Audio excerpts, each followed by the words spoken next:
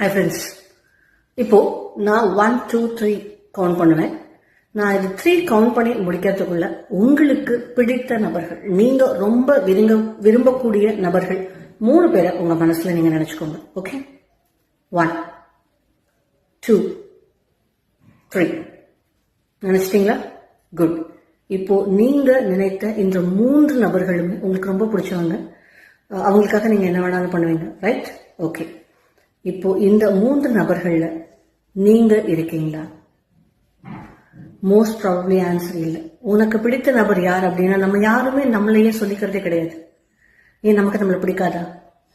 இங்கதான் நம்ம தப்பு பண்றோம். முதல்ல நமக்கு நம்மளை பிடிக்கணும். நம்ம பண்ற விஷயங்களை நம்ம நேசிக்க ஆரம்பிக்கணும். நாமளே நம்ம விரும்ப ஆரம்பிக்கணும்.